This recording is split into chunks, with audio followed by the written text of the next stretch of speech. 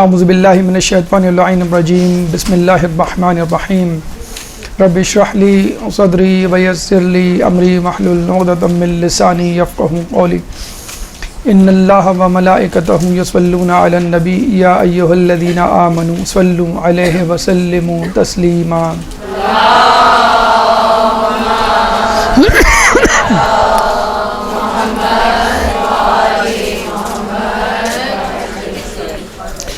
زیارت عراق کے حوالے سے ہماری گفتگو کا سلسلہ جاری ہے، اور اس ضمن میں نجف کے حوالے سے 3 نشستیں اپنے اختتام کو پہنچی، 2 نشستیں، اور آج اس کی تیسری نشست ہے، مجموعی طور پہ 5واں درس۔ لیکن جیسے کہ آپ کو معلوم ہے، ہمارا ارادہ تو نہیں معلوم تھا اتنی تفصیل میں جانے کا، لیکن جیسے جیسے کتابوں کا مطالعہ کیا، ویب سائٹس کھنگالیں اور دیگر ذرائع استعمال کیے، تو پتہ چلا کہ حرم مطہر علوی جو ہے وہ خود ایک پراسرار مقام ہے، ایک ہیبت ناک مقام ہے، ایک روحانی مرکز ہے۔ یہ کسی کو بول دیں جی، ایک درود پڑھ دیں محمد علیہ۔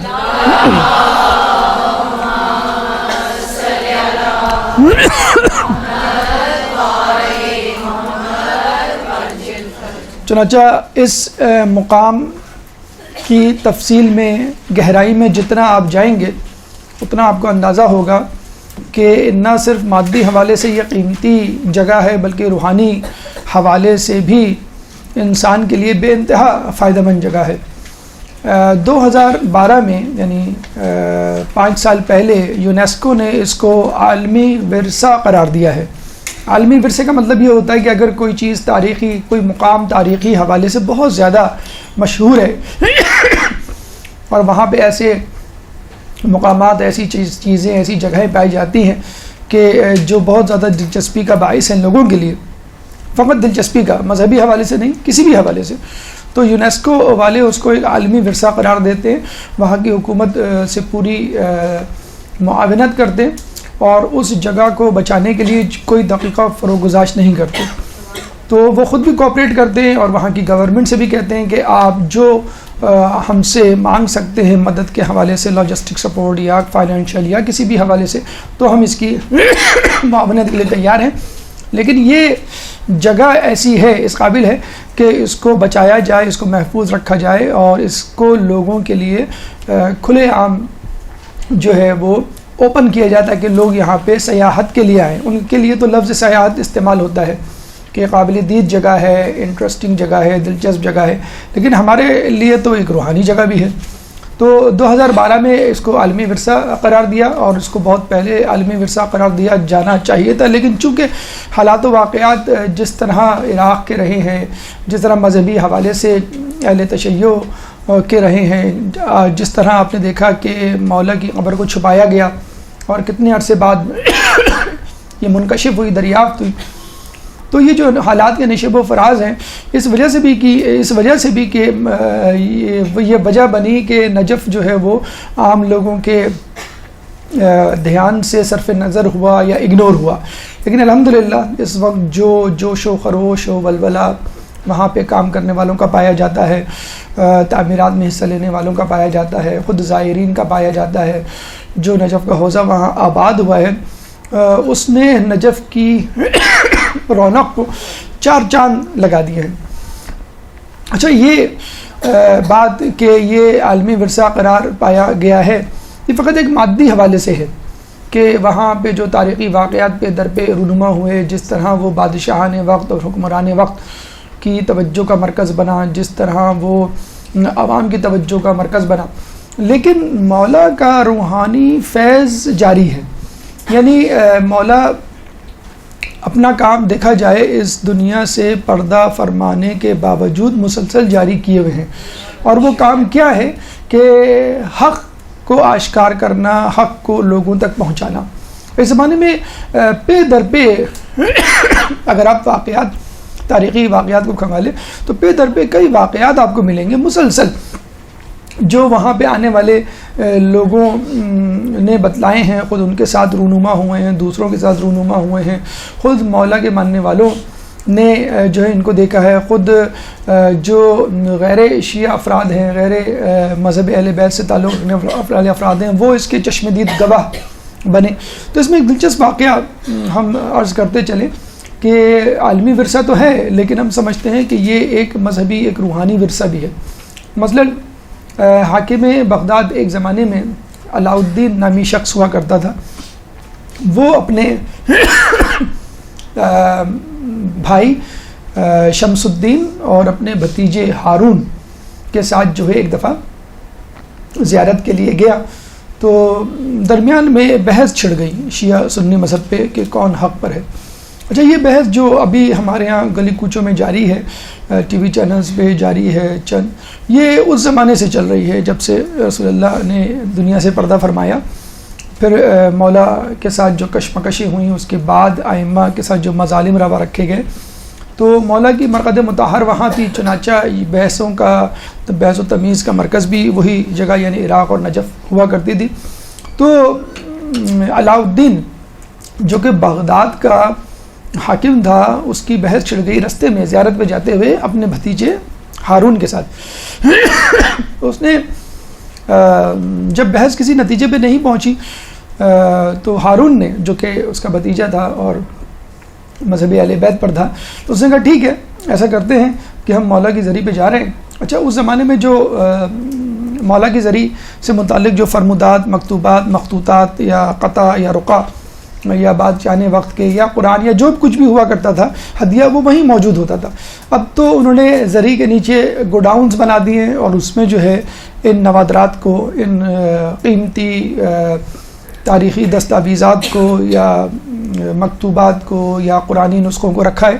لیکن اس زمانے میں زری ہوتی تھی، اور زری کے ساتھ صندوق میں وہ تمام رقعے اور وہ مکتوبات رکھے ہوتے تھے۔ تو جو اس کا بھانجا تھا ہارون، وہ جو ہے قبر مبارک پہ پہنچا اور اس نے صندوق کھولا، اور صندوق میں کہا کہ جو رقعہ میرے ہاتھ میں آئے گا اس میں جو کچھ لکھا ہوگا بس وہی میرا مذہب ہوگا۔ تھا تو وہ یہ مذہب کا، لیکن اس نے کہا بس ٹھیک ہے، جو بھی مذہب اس میں اشارہ ہوگا میں اس کو جو ہوں اپنا لوں گا۔ تو اس نے جیسے جو ہے وہ رقعہ نکالا تو اس میں سورہ طٰہٰ کی آیت نمبر 92 اور 93 کا ٹکڑا کہ قال یا ہارون ما منعک اذ رأیتہم ضلوا، کہ اے ہارون تم کو کس چیز نے منع کیا تھا کہ جب تمہاری قوم گمراہی میں پڑ گئی تھی، اللہ تتبعان، کیا تم نے میری متابعت نہیں کی، اطاعت نہیں کی، فعصیت امری، کیا تم نے میری معصیت تو نہیں کی۔ تو جب ہارون نے یہ نکالا، اصل میں یہ آیت جو ہے موسیٰ علیہ السلام کے واقعے کی طرف اشارہ کرتی ہے۔ جب موسیٰ علیہ السلام کوہ طور سے واپس آئے تو انہوں نے دیکھا کہ ان کی قوم کے بیشتر افراد نے گوسالہ پرستی شروع کر دی ہے، تو انہوں نے ہارون کو جو ہے وہ سرزنش کی اور کہا کہ تم نے ان کو منع کیوں نہیں کیا؟ کیا خدا نخواستہ تم نے بھی تو ان کے ساتھ ان کی ہاں میں تو نہیں ملائی؟ کیا تم نے میری نافرمانی تو نہیں کی؟ تم اپنے مذہب پہ قائم تو رہے نا کہ نہیں؟ یعنی تم جس مذہب پہ ہو وہ حق مذہب ہے، تم کسی اور کے کہنے پہ اس کے مذہب کی اطاعت نہ شروع کر دینا۔ تو ہارون اس کا بھتیجا تھا، وہ پہلے سے ہی مذہب حق پہ تھا، لیکن اس نے کہا چلے ٹھیک ہے، کوئی بات نہیں، میں فار دا ٹائمنگ نیوٹرل ہو کے یہ دیکھتا ہوں کہ استخارہ کیا آتا ہے، یہ اللہ کی طرف سے جو ہے وہ حکم کیا ملتا ہے۔ تو جب اس نے یہ نقعہ نکالا، یہ جو ہے وہ پرچہ نکالا، تو اس پہ یہ آیت لکھی ہوئی تھی۔ تو فوراً اس کا جو چچا تھا، جو حاکم بغداد تھا علاء الدین، وہ اسی وقت شیعہ ہو گیا۔ اللہم صلی اللہ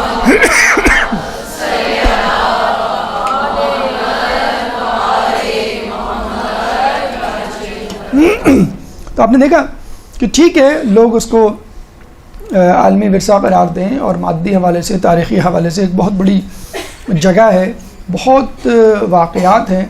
مطلب اس درس کی تیاری کے حوالے سے صرف فقط حرم امیر المومنین پہ یقین کیجئے ہماری نظر سے 10-15 کتابیں گزری ہیں، یعنی 10-15 کتابیں فقط حرم امیر المومنین، پھر زیارت عراق مطلب کربلا کے حوالے سے، پھر سامرہ، پھر غازوین، اس میں پھر کتنی کتابیں لکھی گئی ہوں گی۔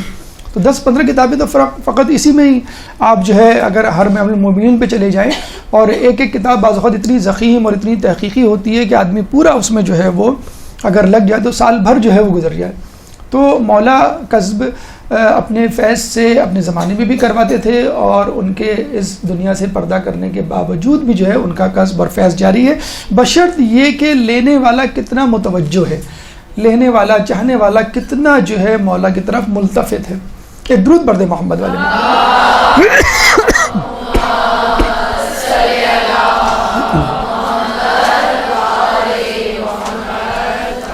دیکھیں، اس سے پہلے جو ہم نے گفتگو کی تھی، اور گفتگو میں ہم نے آپ کو بتلایا تھا کہ آپ کو جو ہے وہ حرم مطہر کا یہ نقشہ اپنے ذہن میں رکھنا ہے۔ کم و بیش 15 مقامات آپ کے سامنے ہیں، 7 مقامات ہم نے ڈسکس کر لیے تھے، غالباً 8ویں مقام سے آج ہم نے اپنا سفر شروع کرنا ہے۔ تو پہلا جو مقام تھا وہ تھا انٹری، جو باب امام علی رضا یا باب کبیر کہلاتا ہے، اور یہ جو ہے مشرق کی طرف کا دروازہ ہے، اور یہاں پہ جب داخل ہوں گے آپ تو سیدھے ہاتھ پہ ایک چھوٹا سا دروازہ ہے، باب مسلم بن عقیل، اس کے بارے میں بھی ہماری گفتگو ہو چکی تھی۔ پھر تیسرے نمبر پہ مسجد خضرا، اس کا بیک گراؤنڈ اور اس کا ہسٹوریکل پس منظر جو ہے وہ بھی آپ کے سامنے رکھ دیا گیا تھا۔ پھر جو ہے وہ صحن غریبیہ، اس کے بارے میں گفتگو ہو چکی تھی۔ 5ویں نمبر پر باب توسی، باب توس جو شیخ توسی کے نام پر ہے، اور ان کے اس دروازے کے باہر ہی آپ کی قبر مبارک اور آپ کا مکان اور آپ کی لائبریری، آپ کا مدرسہ جہاں پڑھایا کرتے تھے، آج آپ وہیں پر دفن ہیں۔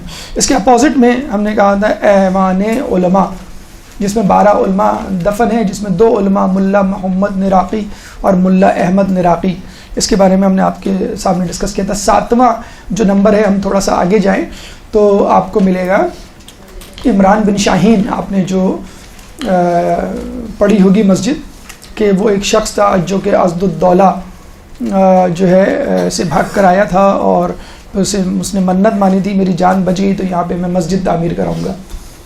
یہ 7واں ہے، ٹھیک ہے۔ تو اگر ہم یہاں سے سٹارٹ کریں، باب کبیر سے ہم انٹر ہوئے، یہ باب کبیر، باب امام علی رضا یا باب کبیر، باب مسلم بن عقیل، پھر تیسرے نمبر پہ باب مسجد خضرا ہے، پھر جو ہے صحن غریبیہ، 5ویں نمبر پہ باب توسی ہے، 6 نمبر پہ ایوان علماء ہے، اور یہ 7ویں نمبر پہ عمران بن شاہین، ٹھیک ہے۔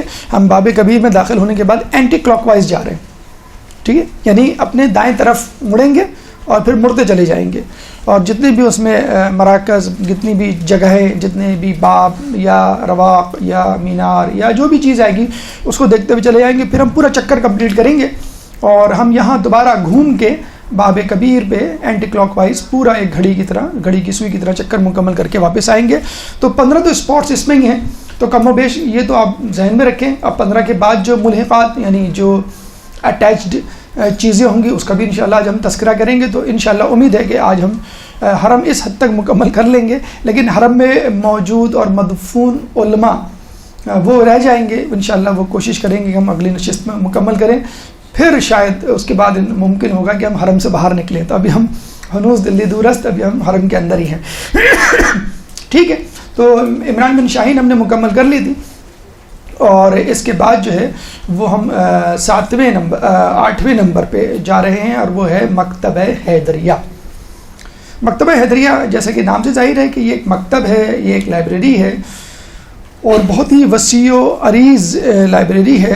اس کے بارے میں کہا جاتا ہے کہ ہزاروں نہیں لاکھوں کتابیں اور مکتوبات، مسودات، مخطوطات اس میں موجود ہیں، یعنی کتابیں تو الگ موجود ہیں، کتابوں کے ساتھ ساتھ جو خطوط لکھے گئے تھے، مثلا کسی بادشاہ نے لکھے تھے، کسی والی کے حوالے سے، مولا کی زری کی تزئین و تعمیر و آرائش کے حوالے سے، یا کسی مذہبی شخصیت مثلا علماء دین کا کوئی خط امپورٹنٹ کسی کے لیے لکھا گیا، تو وہ یہاں پر آپ کو اس مکتبہ حیدریہ میں مل جائے گا، جس کو باقاعدہ ایک لائبریری کی شکل دے دی گئی ہے۔ اور جب آپ جائیں گے انشاءاللہ یہ ہے، دیکھیں مکتبہ حیدریہ، یہ جو 2 ایوان نظر آ رہے ہیں جس پہ بلیک بینر اور ریڈ سے جو کچھ لکھا ہوا ہے، یہ ہے مکتبہ حیدریہ۔ بیسیکلی اب یہ لائبریری بن چکا ہے، یعنی صحن سے متصل ہے، آپ جائیں گے، انٹر ہوں گے تو اندر آپ کو لائبریری، آپ کو معلوم بھی نہیں ہوگا کہ میں کہاں آ گیا، میں کہاں آ گیا۔ یہ دیکھیں، یہ ہے ان سائڈ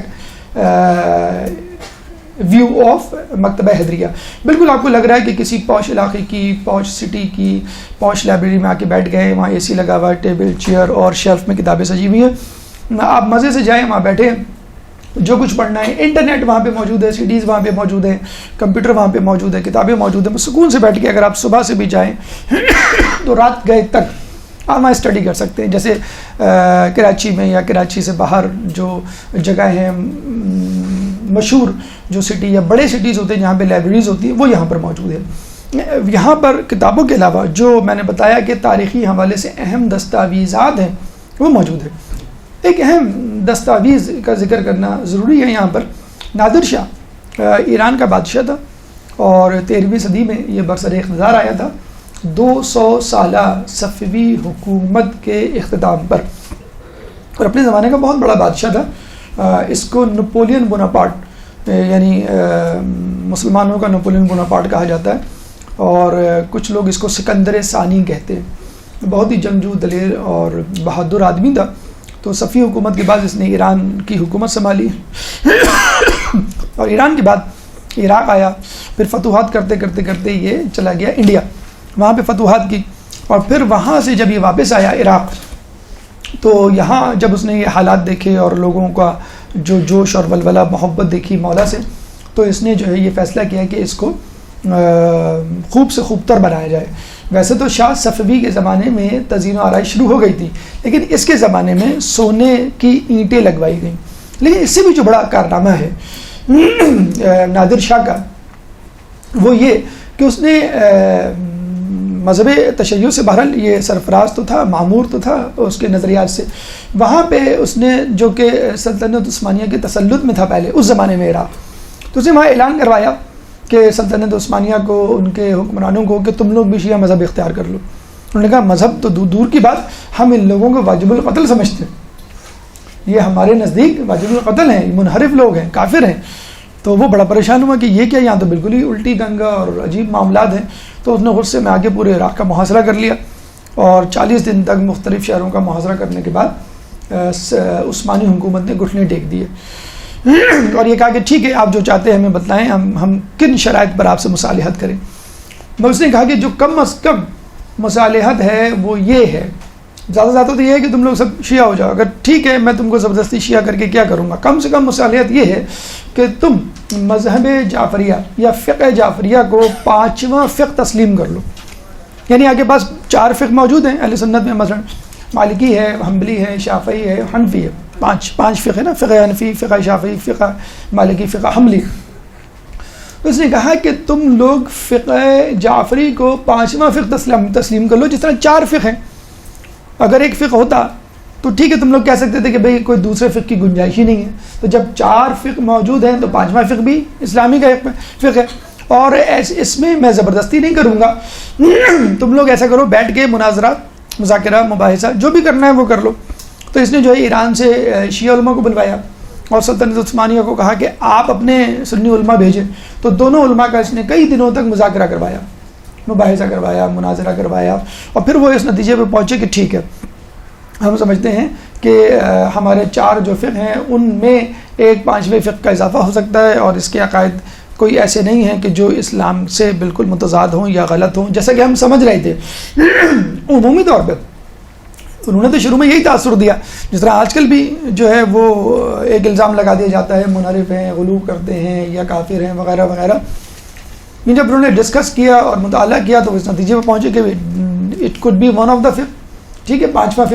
تو اس نے باقاعدہ تحریر لکھی، سنی اور شیعہ علماء بیٹھے اور باقاعدہ تحریر لکھ کے اس بات کو انڈورس کیا، ان کی تصدیق کروائی، ان کے سگنیچر کروائے کہ ٹھیک ہے فقہ جعفریہ بھی ہمارا اسلام کا ایک 5واں فقہ ہوگا. اور باقاعدہ طور پہ وہ تحریر لکھی گئی. وہ تحریر آج بھی اس لائبریری جس کا ہم نے تذکرہ کیا ہے حیدریہ لائبریری میں موجود ہے. تو یہ نادر شاہ کی ایک بہت بڑی کاوش ہے، اور ان لوگوں کی آنکھیں کھول دینے کے لیے کافی ہے کہ جو لوگ یہ کہتے ہیں کہ شیعہ فرقہ جو ہے منحرفین کا فرقہ ہے یا جو ہے وہ ضد اسلام عقائد کا حامل ہے، تو وہ یہ اگر رقعہ پڑھ لے تو اس میں بہت چیزیں سمجھ میں آ جائیں گی.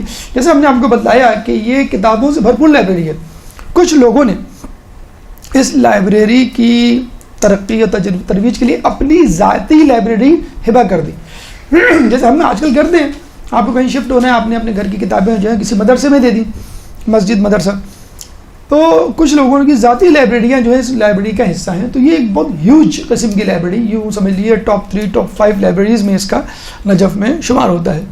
یہاں پہ ایک تذکرہ ضرور ہم کریں گے بی بی سی کے ایک آرٹیکل کا، 25 دسمبر کو وہ چھپا ہے. آپ چاہیں تو bbc.com/مہاپارا صفدر جنہوں نے لکھا ہے اس کے حوالے سے.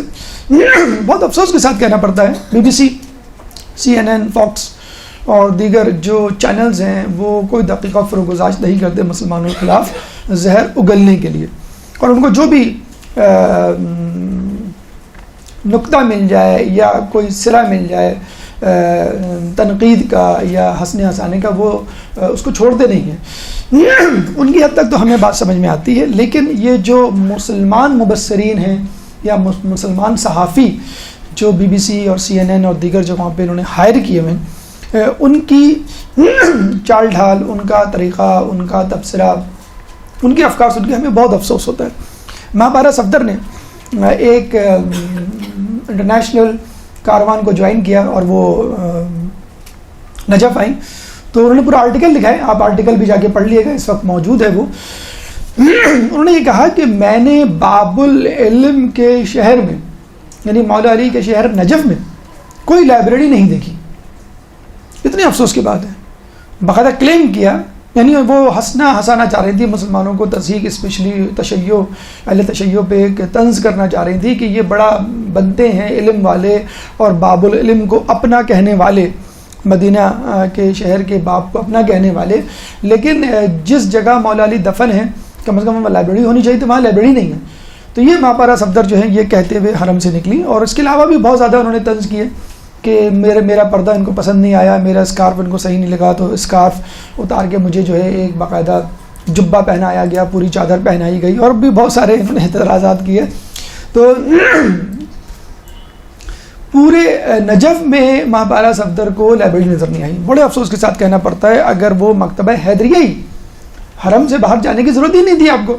دیکھیں نجف کے بارے میں برملا کہا جاتا ہے، غور سے سنیے گا، نجف میں کوئی سڑک ایسی نہیں کہ جہاں پہ کوئی لائبریری یا کوئی کتابوں کی دکان نہ ہو ہی نہیں سکتا.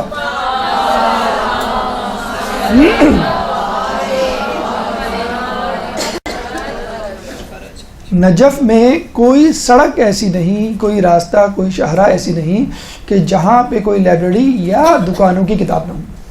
تو وہاں پہ آپ ایسا شخص جو خود تعلیمی یا علمی حوالے سے کوئی سوجھ بوجھ رکھتا ہو، تعلیمی یافتہ ہو، وہ ایسی بات کہے تو بہت افسوس ہوتا ہے.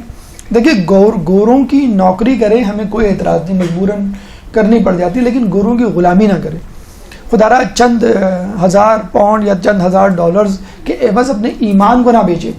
یہ نہ ہو کہ جو آرٹیکل یا جو کوششیں آپ مسلمانوں پہ ہنسنے کے لیے آج کر رہی ہیں، یہی کوششیں قیامت میں الٹی ہو جائیں اور لوگ اس وقت آپ پر ہنسیں. تو ہم اپنی آواز بی بی سی اور ان کی مبصرہ مہاپارا صفدر کو پہنچانا چاہتے ہیں. اگر وہ سن رہی ہیں تو آئندہ اس طرح کے غیر ذمہ دارانہ بیانات اور کالم یا آرٹیکل سے پرہیز کریں اور لکھنے سے پہلے تحقیق کر لیں. ایک درود پڑھ دیں محمد علی.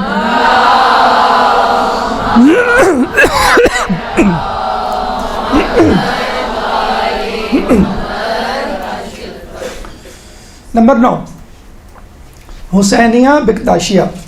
یہ دیکھیں آپ تھوڑا سا موو کریں، یہ آپ کو حیدریہ لائبریری مل گئی، یہ ہے حسینیہ بکتاشیہ. ٹھیک ہے، بیسیکلی اس کا نام تھا تقیہ بکتاشیہ. تقیہ ترکی زبان میں خانقاہ کو کہتے ہیں. خانقاہ آپ کو معلوم ہے شاید، تصوف کی زبان میں ایسی جگہ کو کہتے ہیں کہ جہاں پر صوفی بزرگ قیام کرتے ہیں، تجرد کی زندگی گزارتے ہیں، دنیا و ما فیہا سے بے خبر، ایک تنہائی کی زندگی، فقط عبادت الہی اور کچھ نہیں. ہمارے یہاں اس قسم کی تصوف کی کوئی گنجائش نہیں. احادیث میں اعتکاف کو تصوف کہا گیا ہے، یعنی فقط 3 دن تم اپنے گھر والوں سے دنیا چھوڑ کے بیٹھ جاؤ، بس کافی ہے. بعض جگہ جو ہے وہ حج کو، بعض جگہ جو ہے جہاد کو تصوف کہا گیا ہے، روحانیت کہا گیا ہے. صحیح لفظ روحانیت ہے. لا روحانیت فی الاسلام، اسلام میں روحانیت نہیں، لیکن عیسائی اس زمانے میں روحانیت کا شکار ہو گئے تھے، اور سورہ حدید میں اس کا تذکرہ موجود ہے کہ انہوں نے روحانیت کو اپنایا جس کو وہ نبھا نہ سکے.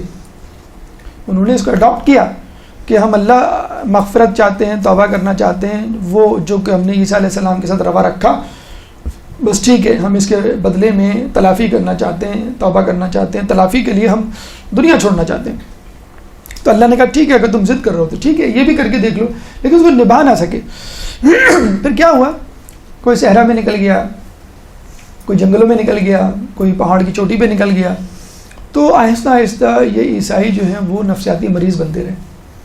اور جب عیسائی دانشوروں نے یہ دیکھا کہ ہمارے علماء اور عابد افراد اس قسم کے انحراف اور نفسیاتی امراض کا شکار ہو رہے ہیں، تو عوام الناس میں کیا پیغام پہنچے گا کہ ہمارے بڑے ایسے ہیں، یعنی جو مذہب کے قریب ہو جائے وہ ایسا ہو جاتا ہے، تو مذہب عیسائی چھوڑ دیں گے. اور لوگ مذہب عیسائی چھوڑنے لگے. انہوں نے پھر یہ کہا کہ ایک ایسی جگہ بنا دو جس میں ایک کمبائنڈ اسٹڈی کی طرح کمبائنڈ عبادت ہو جائے، کم از کم ایک دوسرے کا حال احوال لوگ پوچھ سکیں اور نفسیاتی بیماری سے چھٹکارا مل سکے. انہوں نے خانقاہیں بنائیں.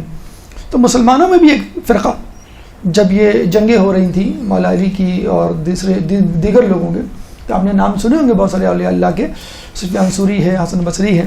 انہوں نے باقاعدہ تصوف کی بنیاد رکھی اور اس سلسلے کو آگے بڑھایا. اور پھر اس میں ایسی ایسی خرافات، انحرافات وجود میں آئے کہ الامان والحفیظ کہ لوگ جو ہے وہ اپنے کان پکڑنے لگے کہ اسلام ایسا ہے تو پھر ہمیں ایسا اسلام نہیں چاہیے. تو تقیہ بکتاشیہ شیعوں میں ایک ایسا منحرف گروہ تھا کہ جو اس تصوف کا گرویدہ ہو گیا. یعنی اس کا تصوف یوں سمجھ لیجئے مسلمانوں کے تصوف سے بھی آگے بڑھ گیا تھا. اور کس سے جا کے مل گیا تھا؟ عیسائیوں کی روحانیت سے. تو جس طرح عیسائی 3 خدا پہ یقین رکھتے ہیں، یعنی اللہ پہ یقین اور جبرائیل پہ یقین اور عیسیٰ علیہ السلام پہ یقین، خدا مانتے ہیں کہ یہ 3 خدا ہیں ہمارے، عقیدہ تثلیث جسے کہتے ہیں، ٹرینیٹری. تو انہوں نے کہا کہ یہ جو ہے 3 خدا ہیں عیسائیوں کے، تو ہمارے بھی 3 خدا ہوں گے. تو انہوں نے یہ کہا، یہ دیکھیں یہ جو مینار ہے اس کا لوکیٹ کرنے کا طریقہ یہ ہے کہ یہ ایوان الذہب ہے، ٹھیک ہے، یہ 2 گولڈن مینار ہیں. اس مینار کے بالکل سیدھا آپ چلتے چلے جائیں، بالکل اس کے پیچھے ہی آپ کو مل جائے گا تقیہ بکتاشیہ یا حسینیہ بکتاشیہ. تو انہوں نے کہا کہ جس طرح عیسائیوں کے ہاں ہے کہ 3 خدا ہیں، تو پھر ہمارے یہاں بھی 3 خدا ہیں. ٹھیک ہے، ہمارے 3 خدا کون ہیں؟ اللہ بائی اٹ سیلف، ہم سیلف، اور محمد اور علی. غالباً انہوں نے اس حدیث کو ایگزیجریٹ کر دیا. کون سی حدیث کو؟ کہ خدا کو کسی نے نہیں پہچانا سوائے میرے اور علی کے، اور مجھے کسی نے نہیں پہچانا سوائے خدا کے اور علی کے، اور علی کو کسی نے نہیں پہچانا سوائے میرے اور خدا کے. انہوں نے کہا کہ بس جو چیز سمجھ میں نہیں آئے وہ خدا ہے. تو انہوں نے جو ہے وہ 1+1+1 3 خدا بنا ڈالے. اور جو ہے آپ کو معلوم ہے ایسے لوگوں کی ابھی بھی کمی نہیں ہے، بے وقوفوں کی کمی نہیں غالب، ایک ڈھونڈو ہزار ملتے ہیں، کہ جو دین میں غلو کرتے ہیں اور اپنے آپ کو بہت زیادہ علی کا ماننے والا کہتے ہیں، اتنا ماننے والا کہتے ہیں کہ علی کی ذات کو خدا سے ملا دیتے ہیں. اور اس بات کہتے ہیں کہ بس علی خدا ہیں اور ہمارا خدا ہم کو بچا لے گا، اب نماز روزوں کی کیا ضرورت، وسیلہ یا شفاعت تو الگ بات ہے، اب وہ خدا بن گئے تو وہ ہمیں بچا لیں گے. تو انہوں نے کہا کہ بس جو نہیں سمجھ میں آیا وہ خدا ہے، چنانچہ ہمارے پاس 3 خدا ہیں. اچھا، یہ لوگ نماز روزے سے بالکل دور ہیں. جیسے اسماعیلی فرقہ ایک نکلا جو چھٹے امام کے بعد الگ ہو گیا، یہ بھی نماز روزہ سے دور ہیں، یہ بھی نماز روزہ حجاب وغیرہ تمام سے دور ہیں، اور ان کا عملی یا فروعی احکامات سے کوئی تعلق نہیں. فقط جو عملی مظاہرہ کرتے ہیں اپنے آپ کو شیعہ ظاہر کرنے کا، وہ سال میں 10 دن، سوری ٹو سے ہمارے یہاں بھی کچھ لوگ ایسے ہی کرتے ہیں کہ سال میں 10 دن، پہلی محرم سے 10 محرم تک، تو 10 محرم تک یہ خوب مجلس و ماتم کرتے ہیں.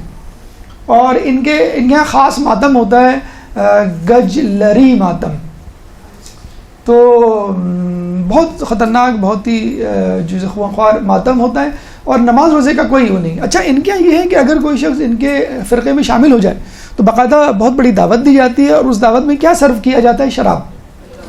شراب اور پنیر. خیر ایسی یہ حیرانی کی بات نہیں، ہمارے یہاں بھی علی کی بوٹی ہے، اگر کبھی جائیں آپ کو بھی مل جائے گی وہ، تو بڑے فخر سے لوگ کھاتے ہیں اور استعمال کرتے ہیں.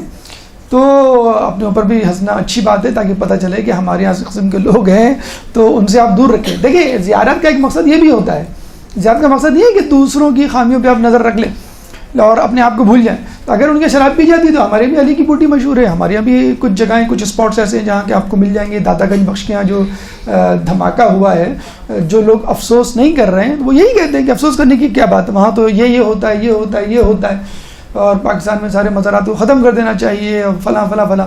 ہم نے کہا آپ نے غالباً مزار دیکھے نہیں ہیں۔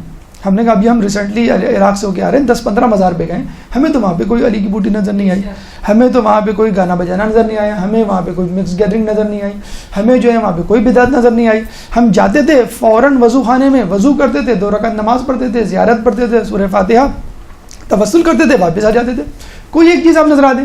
پھر انہوں نے کہا کہ ہاں آپ صحیح کہہ رہے ہیں کہ مزار ہوں تو پھر ایسے ہونے چاہیے۔ تو ہمارے یہاں جب آپ ایک چیز کو غلط بنا دیں، غلط طریقے اس میں رائج کر دیں اور پھر کہتے ہیں اس کو ہٹا دو یہاں سے، یعنی مسجد میں کل چرس بکنے لگے تو آپ مسجد ختم کر دیں گے کیا؟ خانہ کعبہ میں آج کیا میوزک کے آلات عام نہیں ہو گئے حدیث کے مطابق؟ کہ ایک زمانہ آئے گا لوگوں میں کہ حج بے یا بیت اللہ میں میوزک کے آلات عام ہوں گے، تو آج کیا میوزک نہیں بجتے ہوئے آپ نہیں دیکھتے؟ تو اگر خانہ کعبہ میں شرک شروع ہو جاتا ہے تو خانہ کعبہ ڈھا دیں گے آپ کیا؟ مسجد نبوی میں شرک شروع ہو جاتا ہے تو کیا آپ مسجد نبوی ڈھا دیں گے؟ تو آپ ان مزاروں پہ جائیں، ان پہ جا کے درود پڑھیں، فاتحہ پڑھیں اور ان سے قصب حاصل کریں۔ ان مزارات کا مقصد ہی یہی ہوتا ہے۔ آپ کو مسجد گنبد، مسجد خضرا یا رسول اللہ کی مسجد نبوی کا سبز گنبد دکھایا جائے اور تھوڑی دیر بعد پھر ایفل ٹاور دکھایا جائے، تو کس کو دیکھ کے آپ کی حرارت ایمانی میں اضافہ ہوگا؟ ایفل ٹاور آپ دیکھیں گے، خوشی خوشی دیکھیں گے، ٹھیک ہے، آپ کی آنکھیں جو ہیں وہ خیرہ ہوں گی، لیکن یہ حرارت ایمانی میں تو اضافہ نہیں ہوگا بالکل بھی۔ جو سبز گنبد دیکھ کے جو حرارت ایمانی میں، کربلا کا آپ جو ہے وہ حرم دیکھ لیں، مولا کا، امام علی کا حرم دیکھ لیں، اس میں جو، تو بس یہی کیوں رسول اللہ نے کہا اللہم صلی علی محمد،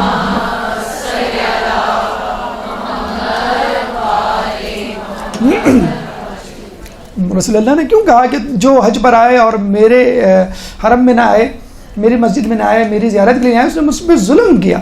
اسی لیے تو کہا ہے کہ میری بھی زیارت کرو اگر بیت اللہ کی زیارت کر رہی ہو، اور میرے ساتھ ساتھ ان لوگوں کو بھی زیارت کرو جنہوں نے میری اتباع کی۔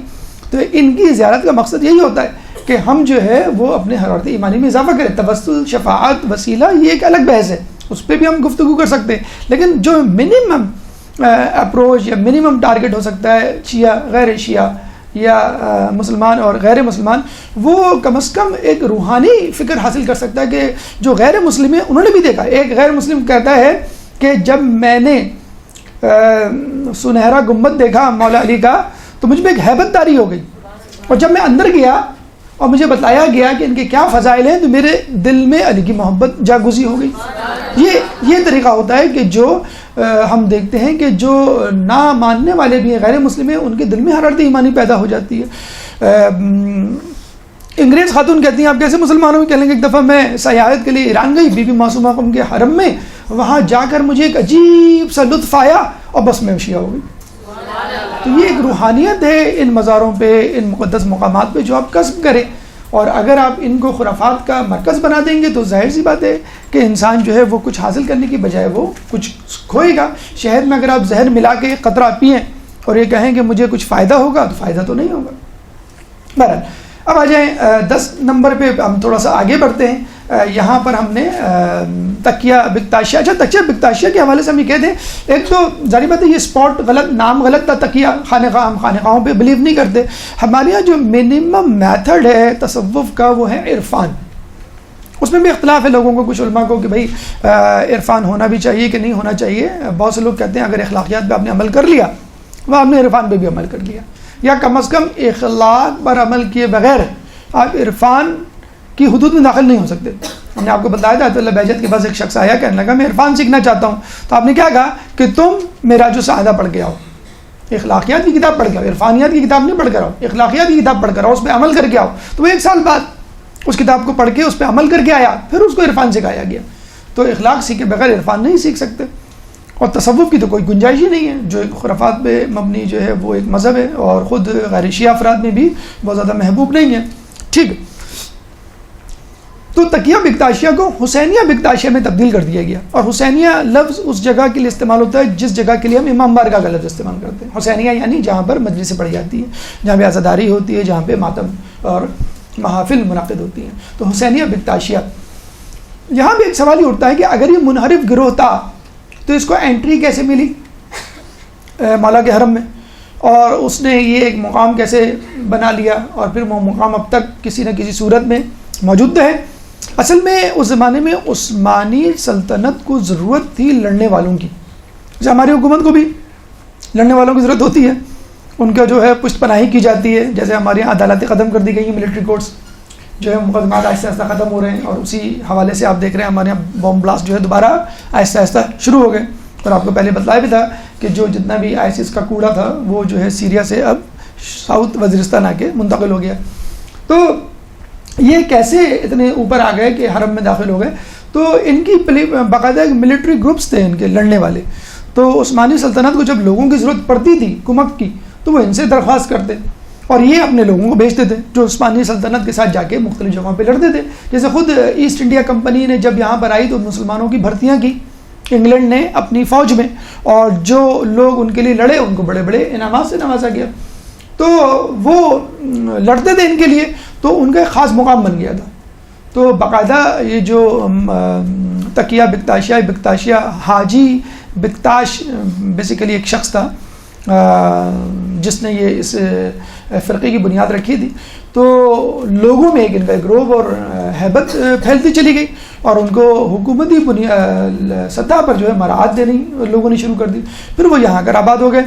سلطان یہ جو آپ کا ترکی کا تھا کمال اتا ترک، 1925 میں اس نے باقاعدہ ہر قسم کے تصوف پہ پابندی لگائی، جس میں یہ تکیہ بکتاشیہ یا بکتاشیہ فرقہ بھی شامل تھا۔ مکمل طور پہ یہ وہاں پہ ختم ہو چکا ہے، لیکن کسی نہ کسی صورت میں یہ موجود ہے۔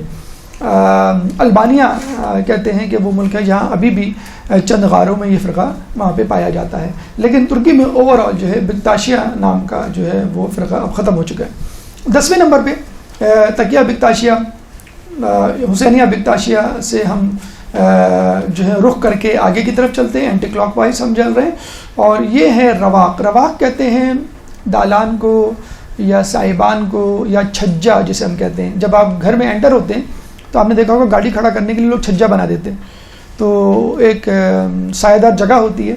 اس طرح مسجدوں میں یا بڑی جگہوں پہ جانے کے لیے صحن سے پہلے ایک سایہ دار جگہ ہوتی ہے، حرم بیت اللہ میں بھی جائیں تو وہاں بھی آپ کو ملے گی، تو اس کو ہم کہتے ہیں دالان یا رواق۔ تو رواق ابو طالب یہ آپ کو 10ویں نمبر پہ یہاں ملے گا۔ اگر آپ غور کریں تو یہ ایگزیکٹلی اپوزٹ ہے باب کبیر کے، جو پہلا باب جس میں ہم انٹر ہوئے تھے اور اینٹی کلاک وائز ہم نے موو کیا تھا، اور موو کرتے کرتے کرتے یوں سمجھ لیے ہم نے نصف حرم طے کر لیا۔ جب ہم رواق ابو طالب پہ پہنچے تو یہ نصف حرم ہو گیا۔ اس کے بالکل اپوزٹ آ جائیں، دیکھیں یہ باب کبیر ہے، سو یہ آدھا حرم آپ کا ہو گیا۔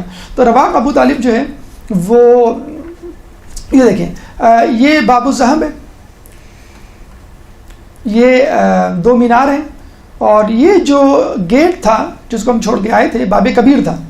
باب کبیر سے ہم نے موو کیا تھا خضرہ کی طرف، باب توسی کی طرف، اور ابھی جو ہم آئے تھے تکیہ بکتاشیہ پہ یہ جو گیٹ ہے یہ ہے آپ کا رواق ابو طالب، بالکل ایگزیکٹلی اپوزٹ ٹو ایوان طلا یا ایوان الذہب، بالکل اپوزٹ میں آپ کو مل جائے گا۔ یہ اب جو ہے باقاعدہ مسجد کی شکل میں اس کو ٹرانسفارم کر دیا گیا ہے، اور یہاں پر 2000 سے زیادہ نمازیوں کی نماز پڑھنے کی گنجائش ہے۔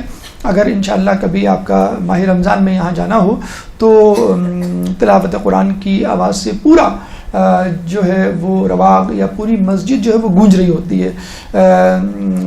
قاری آتے ہیں یہاں پر، حفاظ آتے ہیں جو لوگوں کی قرأت ٹھیک کرتے ہیں، خود بھی قرآن پڑھتے ہیں، اور لوگ بھی ان کے ساتھ بالکل ڈسپلن میں، دیکھیں کتنی طرح ڈسپلن میں جو ہے وہاں پہ جو ہے وہ قرآن پڑھا جا رہا ہے۔ یہ وہ رواق ہے جہاں پہ جو ہے مسجد ہے، 2000 سے زیادہ طلباء ہیں، اور باقاعدہ تلاوت قرآن۔ کہا جاتا ہے کہ اگر آپ ماہ رمضان میں جائیں تو ماہ رمضان میں پورا نجف جاگ رہا ہوتا ہے، پورا حرم جو ہے خصوصی طور پہ جاگ رہا ہوتا ہے، ویسے پورا نجف جاگ رہا ہوتا ہے، اور ہر جگہ، ہر گھر، ہر مسجد، ہر کونے سے تلاوت قرآن کی آواز آ رہی ہوتی ہے۔ اور دیکھو اللہم صلی علی محمد اور دیکھیں رسول اللہ نے متنبہ کیا تھا کہ دیکھو قرآن پہ عمل کرنے کے حوالے سے غیر تم سے بازی نہ لے جائیں، اور یہ ہو رہا ہے معذرت کے ساتھ، کچھ لوگ ہم سے بازی لے جا رہے ہیں. ٹھیک ہے، تفاسیر میں نہیں، مفاہیم میں نہیں، مطالب میں نہیں، گہرائی اور گیرائی میں نہیں، لیکن کم از کم رٹنے کی حد تک، حفظ کی حد تک، پڑھنے کی حد تک تو ہم سے بازی لے رہے ہیں. تو کسی میں بھی ان کو آگے نہ جانے دیا جائے، حفظ میں بھی، تلاوت میں بھی، قرات میں بھی، تجوید میں بھی، معنی و مفاہیم. یہ ہمارا قرآن ہے، کیونکہ یہ تو قرآن صامت ہے، ہم تو قرآن ناطق کے ماننے والے ہیں. تو قرآن ناطق کے حرم میں جب قرآن صامت یعنی قرآن کو پڑھا جائے گا تو کیا لطف ہوگا. مولا فرماتے ہیں کہ جب میں خدا سے بات کرنا چاہتا ہوں تو نماز پڑھتا ہوں، جب میں چاہتا ہوں کہ خدا مجھ سے بات کرے تو میں قرآن پڑھتا ہوں. 11 نمبر پہ میزاب رحمت. میزاب یعنی پرنالہ. یہ پرنالہ اگر جیسے ہم نے آپ کو بتایا کہ آپ موو کر رہے ہیں رواق ابو طالب، اور رواق ابو طالب سے موو کرتے کرتے آپ آ گئے چوتھے بلکہ 5ویں دروازے میں. 5 دروازے ہیں، اگر مسلم بن عقیل والے دروازے کو آپ کاؤنٹ کریں تو ٹوٹل 5 ہیں، ویسے اصولاً 4 ہوتے ہیں. تو یہ 5واں اور آخری دروازہ یہ ہے آپ کا باب قبلہ. یعنی باب قبلہ کا مطلب ہے اس دروازے سے آپ باہر جائیں تو آپ کہاں پہنچیں گے؟ بیت اللہ، بیت المکرم. ٹھیک ہے، تو اس کے بالکل اپوزٹ میں جو بلڈنگ ہے، جو عمارت ہے، اس کے اوپر پر نالا لگا ہوا ہے. جیسے ہمارے یہاں پر نالے لگے ہوئے ہوتے ہیں کہ بارش ہوتی ہے تو سارا چھت کا پانی جو ہے وہ باہر گرتا ہے. بہرحال یہ مولا کے حرم کا پر نالا ہے، اس کی اپنی فضیلت اور اہمیت ہوتی ہے. تو لوگ جب بھی بارش ہوتی ہے تو اس کے نیچے آتے ہیں. بارش کا پانی تو ویسے بھی پاک و مطہر ہوتا ہے، اور اگر مولا علی کے حرم کا بارش کا پانی ہو تو کیا ہی بات ہے، تو لوگ پانی پیتے ہیں اس سے.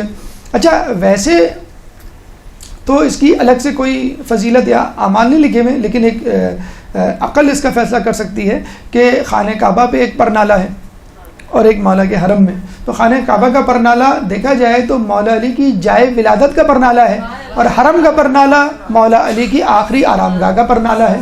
بہرحال اللہم صلی علی محمد و آل محمد. تو جس طرح خانہ کعبہ کا پرنالہ پرفضیلت ہے، مولا علی کے حرم کا پرنالہ بھی پرفضیلت ہے. جس طرح خانہ کعبہ کے پرنالے کے نیچے عبادت 2 رکعت نماز پڑھتے ہیں اکثر لوگ اور اپنی حاجات کو مانگتے ہیں، تو ویسے بھی الگ سے خصوصی طور پہ تاکید نہیں ہے، لیکن چھٹے امام کے حوالے سے بڑی اچھی ہمیں ایک روایت ملتی ہے، اور اس روایت کو ہر جگہ جو ہے وہ اطلاق کیا جا سکتا ہے کہ مولا فرماتے ہیں، مطلب نجف اشرف اور مولا کے حرم کی طرف اشارہ کرتے ہوئے، کہ پشت کوفہ پہ ایک ایسی قبر ہے کہ جہاں پہ اگر تم 2 رکعت نماز یا 4 رکعت نماز پڑھو تو اللہ تمہاری حاجت برآری کرے گا اور تم سے تمہاری اداسی کو دور کرے گا. یعنی ہو ہی نہیں سکتا کہ تم مولا کے حرم میں مولا کے قبر کے آس پاس نماز پڑھو 2 رکعت یا 4 رکعت اور اللہ تمہاری اداسی کو دور نہ کر دے یا اللہ تمہاری حاجت کو پورا نہ کرے. یہ نہیں ہو سکتا. تو جب بھی آپ جائیں پرنالے کو دیکھیں اور خانہ کعبہ کے پرنالے کو یاد کر رہے ہیں، مولا کی پہلی جو ہے وہ رہائش یا مسکن یا جائے ولادت کو یاد کریں اور پھر اس کو نسبت دیں مولا کے حرم کی طرف اور یہاں پہ 2 رکعت نماز پڑھیں. اب آ جائیں باب قبلہ. جیسے ہم نے بتایا کہ یہ جو ابھی ہم نے پرنالہ جس کو ہم نے ڈسکس کیا، اس کے بالکل اپوزٹ میں، پرنالے کے بالکل اپوزٹ میں آپ دیکھیں گے تو یہ باب ہے، باب قبلہ، یعنی جس کی طرف آپ رخ کر کے نماز پڑھتے ہیں. کہتے ہیں ایک زمانے میں باب قبلہ اور یہ گنبد، اس کے درمیان میں حاکم وقت شبلی ایک ہوا کرتا تھا، اس کی بیٹی نے، شہزادی نے ایک بہت بڑا حوض بنایا تھا. تو عین ظہر کے وقت گنبد کا عکس اس حوض میں نظر آتا تھا اور بہت ہی خوبصورت منظر ہوا کرتا تھا، جس کو دیکھنے کے لیے لوگ دور دور سے آیا کرتے تھے فقط اس عکس کو دیکھنے کے لیے، گنبد، سنہری گنبد کے عکس کو اس پانی میں دیکھنے کے لیے. تو ایک انگریز سیاح لافٹ نے بھی اس کا بڑا تذکرہ کیا ہے کہ میں اس سنہری گنبد کے عکس کو اس حوض میں دیکھنے کے لیے وہاں گیا، اور جب وہاں گیا تو میری آنکھیں خیرہ ہو گئی. تو ہر شخص نے اپنی اپنی استطاعت اور اپنے اپنے حسن جمال کے حوالے سے مولا کو جو ہے وہ نذرانِ عقیدت پیش کیا ہے. یہ دیکھیں، اگر آپ باب قبلہ ہیں، باب قبلہ سے آپ اندر داخل ہوں گے تو یہ جو ہے آپ کا میزاب رحمت ہوگا. یہاں پہ ایک زمانے میں حوض ہوا کرتا تھا جہاں پہ یہ گولڈن جو گنبد ہے، ڈوم، اس کا جو ہے وہ عکس نظر آتا تھا. اچھا، اس کے بعد یہ جو جگہ نظر آ رہی ہے آپ کو، یہ والی، یہ جو ہے صحن فاطمہ سے پہلے ہمارا ایک شاید پوائنٹ رہ گیا ہے، باب قبلہ. ہاں ٹھیک ہے، صحیح ہے. نہیں اب وہ حوض نہیں ہے، وہ اصل میں اب ٹائلز بنا دیے ہیں، وہاں کارپیٹ رکھ دیے گئے. 13 نمبر پہ صحن فاطمہ. اچھا ابھی جو ہم نے جو باتیں بتلائی ہیں وہ باتیں ہیں، وہ مقامات ہیں جو موجود ہیں. صحن فاطمہ ایک ایسی جگہ، ایسی چیز ہے جو وجود میں آ رہی ہے، لوگوں کا بھی پتہ ہی نہیں ہے اس کا. جب آپ اپنے ہوٹل سے جو کہ شارع صفا پہ واقع ہے جاتے ہیں حرم کی طرف، تو الٹے ہاتھ پہ کنسٹرکشن کی آوازیں، ہتھوڑوں کی اور شور کی آوازیں مشینوں کی آ رہی ہوتی ہیں. تو وہ صحن فاطمہ ہے بیسیکلی جو بن رہا ہے. اس کے لیے یہ کہہ دینا کافی ہے کہ تمام عراق میں سب سے بڑا تعمیراتی منصوبہ، پورے عراق ملک میں سب سے بڑا تعمیراتی منصوبہ، جس میں لجنہ جسے کہتے ہیں، یہ ایک جماعت ہے 4 مراجعین. لجنہ عربی میں کہتے ہیں گروہ یا گروپ کو. یہ جو 4 مراجعین ہیں ان کا جو گروپ ہے اس نے وہ بنائی ہے، جو لوگوں کی تعلیمی خدمات بھی انجام دے رہی ہے. وہاں پہ جو ایگزام ہوتا ہے، جس کو ایگزام کو پاس کرنے کے بعد آپ کو مشاہرہ ملتا ہے، اسکالرشپ ملتا ہے ہیوج قسم کا. پھر آپ وہاں پہ رہتے ہیں اسی اسکالرشپ کی بنیاد پر، جس کی اماؤنٹ 40 سے 50 ہزار تک چلی گئی ہے. اب 40 to 50,000 پاکستانی روپیز جو ہے اس ایگزام کو پاس کرنے کے بعد آپ وہاں پہ بطور اسٹوڈنٹ رہ سکتے ہیں. لجنہ یہ 4 علماء اکرام ہیں مراجعین، انہوں نے بنایا ہے. اچھا تو ان کی ایک اتباعت مقدسات عالیہ ایک الگ ایک گروپ بن گیا ہے کہ جو تعمیرات مقدسہ میں حصہ لیتا ہے. تو اس نے باقاعدہ اپنی خدمات فری آف کاسٹ پیش کی ہیں. کس کو؟ وقف دیوان شیعی. یعنی ہم نے آپ کو بتایا تھا ابھی اوقاف کے ذمے نہیں ہے، بلکہ وقف دیوانی شیعی، یعنی شیعہ حضرات اس کمیٹی کو چلا رہے ہیں، اس پورے حرم کو. تو لجنہ کمیٹی نے کہا ہے کہ ہم آپ کو افراد دیں گے اور جتنا بھی ہو سکے گا ہم مالی اور افرادی تعاون کریں گے. ہم چاہتے ہیں کہ یہ پروجیکٹ جلد از جلد مکمل ہو. تو یہ خود ایک عجیب چیز بننے جا رہا ہے. اور جو لوگ وہاں جاتے ہیں ایران یا عراق، تو اکثر آپ نے دیکھا ہوگا وہ دبئی آ کے 1-2 دن دبئی میں گزارتے ہیں، تھوڑا سا دبئی گھوم لیں، اسٹاپ اوور دبئی کا لیتے ہیں. اور کچھ لوگ برا بھی بناتے ہیں، کچھ لوگ کہتے ہیں بھئی ہم ناجائز تو نہیں کر رہے ہیں، کیا ہیں بچے ضد کر رہے تھے، کیا کریں، تھوڑا بہت ان کو دنیا بھی دکھانا ہوتا ہے.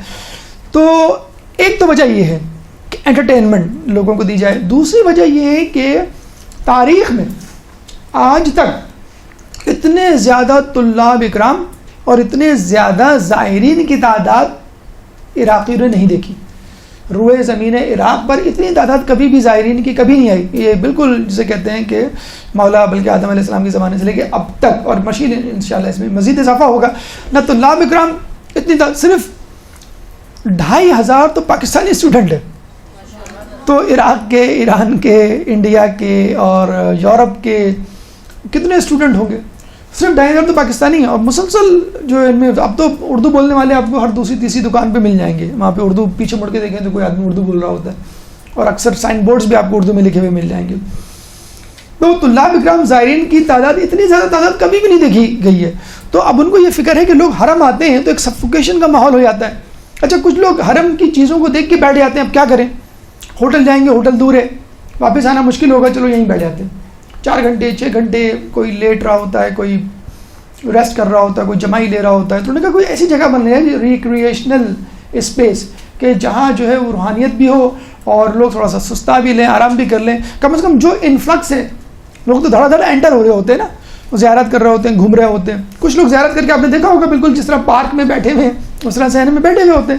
تو یہ 2 چیزیں اور بھی اس کے وہ ہیں مقاصد. مثلا آپ کو ہم نے بتلایا تھا کہ یہ جو زری ہے اس کے نیچے 4 گوڈاؤن ہیں، اور یہ بھی بتلایا تھا آپ کو کہ ایک گودام میں ایک نادر چیز اگر ایک نادر چیز کا ایک ٹکڑا بیچا جائے تو کربلا سے نجف تک پوری ایک شاہراہ بن سکتی ہے. بتلایا تھا آپ کو، ٹھیک ہے. تو یہ جتنے بھی نوادرات، کتنی تو تلواریں ہیں، یعنی مولا علی کے زمانے سے لے کر اب تک جتنے بادشاہ ہیں عموماً اپنی تلواریں ہدیہ کر کے جاتے ہیں. یہ میری طرف سے، یہ میری طرف سے، یہ میری طرف سے، یعنی یوں سمجھ لیے علی سے صلح کر لی میں نے.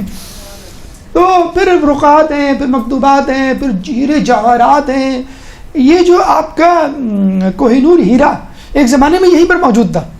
یہاں سے کیا مغلوں کے بعد مغلوں سے انگلینڈ گورے اٹھا کے لے گئے، اب جو ہے وہ ملکہ برطانیہ کے تاج میں لگا ہوا ہے، سجا ہوا ہے، مقدمہ تو دائر کیا ہوا ہے ہم نے، تو وہ یہی ہم سے کہہ رہے ہیں کہ پہلے کشمیر تو لے لو، تو ہم تمہیں یہ کوئی ہیرا بھی دے دیں گے۔ بہرحال تو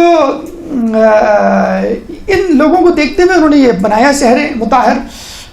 صحن مطہر جو ہے جس کی کنسٹرکشن بہت جاری ہے، پوری بلڈنگ ہے، اور آپ کو یہ سن کے دیکھیں، آپ یہ دیکھیں یہ کتنا بڑا ہے، یہ مولا علی کا حرم ہے، یہ ہے مولا علی کا حرم، دیٹس اٹ، ٹھیک ہے۔ اس کے بعد یہ پورا ٹرائنگل جو چل رہا ہے ٹل دا اینڈ 3 گنا بڑا ہے یہ مولا کے حرم سے۔ صحن فاطمہ یا دامن فاطمہ اتنا وسیع نہیں ہوگا تو کتنا ہوگا، ہونا بھی چاہیے۔ اللہم صلی علی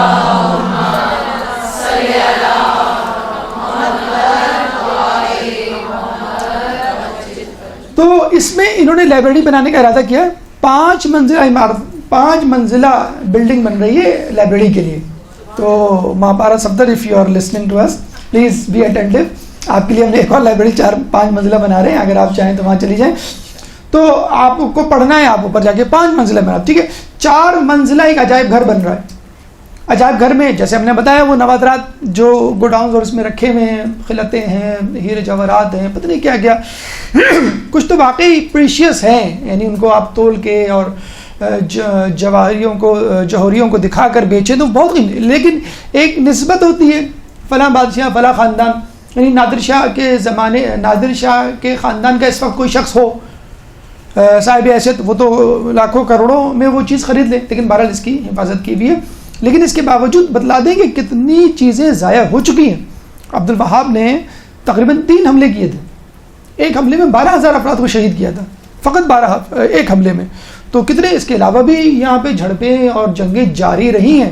اور یہ مشہور جگہ کون سی، حرم علوی، کہ جس کو پناہ لینی ہو وہ اس حرم میں آ کے بیٹھ جاتا تھا اور وہ محفوظ ہے۔ بیت اللہ کے بارے میں کہا جاتا ہے کہ اگر کوئی وہاں قاتل بھی چلا جائے تو لوگ اس کو پکڑ نہیں سکتے جب تک وہ باہر نہ نکلے۔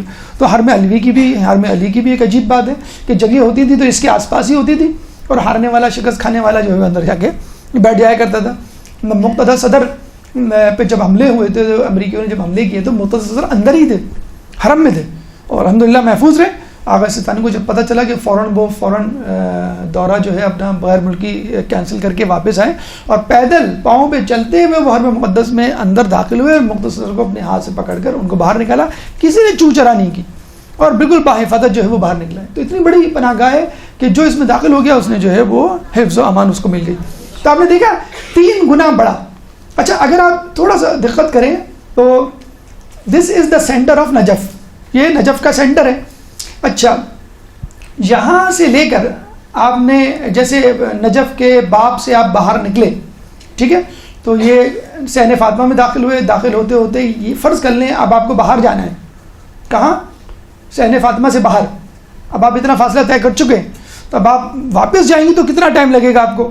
تو جب آپ اس صحن فاطمہ کے گیٹ سے باہر نکلیں گے تو آپ کو معلوم ہے آپ کہاں نکلیں گے، نجف سے باہر، یہ اینڈ ہے نجف کا، صحن فاطمہ کا جو ایگزٹ ہے that is the and of Najaf. تو یہ حرم سے لے کر صحن فاطمہ کا جو ایگزٹ ہے یہ ریڈیس ہے، ٹھیک ہے، سینٹر آف حرم سے لے کر اینڈ آف باب صحن۔ اب اس ریڈیس میں آپ پرکار گھما لیں، دس از دا اوریجنل نجف، یہ پورا اوریجنل نجف تھا۔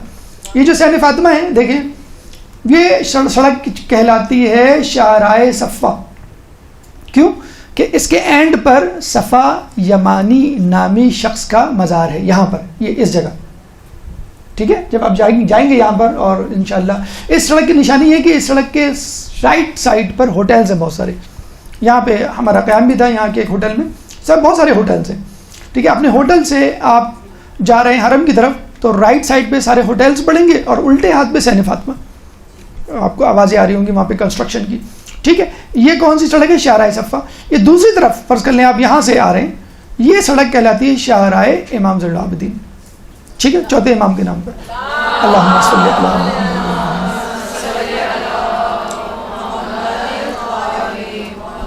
شاہراہ صفا اینڈ ہوتی ہے مقام صفا یمانی، یعنی اس شخص کے مزار پہ جو آیا تھا، جس نے کہا تھا کہ مجھے اس شخص سے ملا دینا یا اس شخص کے شہر میں دفن کرنا کہ جو ہزاروں اور لوگوں کی شفاعت کا ضامن ہے۔ تو پھر مولا علی اتفاق سے وہاں موجود تھے. مولانا نے کہا یہ کس کی میت ہے؟ انہوں نے کہا اس کی میت ہے, اور اس نے یہ کہا تھا کہ میں ہی تو ہوں وہ شخص ہوں. اس کو پھر یہیں دفنایا گیا. اور 14 امام اس جگہ جو ہے حصہ اس جگہ آ کے قیام کرتے تھے. اب یہ 2 زیارتیں اب بن رہی ہیں, ابھی بھی انڈر کنسٹرکشن ہے. جیسے آپ کو بتایا تھا کہ اب تک تو یہ جنگ و جدل کا مرکز رہا ہے, لوگوں کو ہوش ہی کا. جب آپ گھر سے نکلتے ہیں تو امپورٹنٹ چیزیں لے کے نکلتے ہیں نا, پاسپورٹ لے کے, ڈاکیومنٹس لے کے, جواہرات, بینک بیلنس تھوڑا سا. تو اب لوگوں کو ہوش آ رہا ہے کہ جو چھوٹی چھوٹی زیارتیں ہیں وہ وجود میں آ رہی ہیں, لوگوں کو پتہ چل رہا ہے. تو یہ جو سڑک ہے صفا یمانی صحن فاطمہ, یعنی اگر آپ حرم کی طرف جا رہے ہیں تو سیدھے ہاتھ پر حویش نامی محلہ پڑے گا, اور الٹے ہاتھ پہ یعنی امام زین العابدین کی جو شاہراہ ہے یہ والی, اس کے ساتھ جو جگہ ہے وہ عمارہ ہے. تو ان دونوں محلوں کو اور پلس 2 الگ محلوں کو ملا کے یہ ہے پورا نجف. ٹھیک ہے, یعنی حرم فاطمہ, حرم علی کے ساتھ جو صحن فاطمہ ہے اس کے سیدھے ہاتھ پہ حویش, الٹے ہاتھ پہ عمارہ. یہاں پہ آپ چلے جائیں تو یہاں پر آپ کو براق, اور یہاں پہ جو ہے وہ چوتھا محلہ. ٹوٹل یہ 4 آپ کو جو ہے وہ محلے ملیں گے, اور یہ پورا ریڈیس ملا کے پرانا نجف کہلاتا ہے. اس کے بعد جو بھی بلڈنگز بن رہی ہیں وہ اس کے بعد کی ہیں. عموماً ٹرانسپورٹ اویلیبل نہیں ہوتی ہے with in the old Najaf. Old Najaf میں آپ کو کوئی بس چلتی ہے, ہاں شٹل سروسز اب انہوں نے چلا دی ہیں کہ جو شٹل میں بیٹھ کے حرم سے مثلاً آپ چلے جائیں وادی السلام, حرم سے بیٹھ کے آپ آ جائیں یہاں پہ جو بڑی سڑک سرکولر وے میں ہے وہ آپ کی کوفہ, شاہراہ کوفہ جسے کہتے ہیں. اچھا, اس کا سسٹم اگر آپ دیکھیں نا غور سے تو یہ انگلینڈ امریکہ والا سسٹم ہے. انگلینڈ امریکہ میں آپ نے شاید سنا ہوگا یا دیکھا ہوگا, سرکولر سڑکیں ہوتی ہیں, وہاں پہ لوپس ہوتے ہیں سڑکوں کے, ٹرینز کے اور بسوں کے, اور وہ اس طرح گھومتی ہیں اور وہ سرکلز چھوٹے سے چھوٹے ہوتے چلے جاتے ہیں. تو اسی طرح ایگزیکٹلی یہ جو پرانا نجف ہے اگر آپ گھومیں کم و بیش سرکل میں بنا ہوا ہے, یعنی مستطیل تو ہے لیکن اب جو یہ سڑک جو بنائی گئی ہے وہ پورا ایک مربع یا سرکل ایک لیا ہوا ہے کہ جس میں پوری وہ مین شاہراہ جو ہے وہ موو کرتی ہے.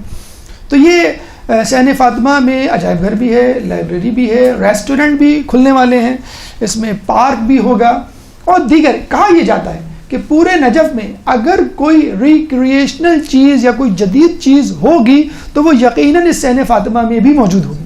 مطلب آپ یہ نہیں کہہ سکتے کہ یہاں پہ فلاں لیٹسٹ چیز یا فلاں جدید چیز سے آراستہ جو ہے وہ مقام نہیں ہے.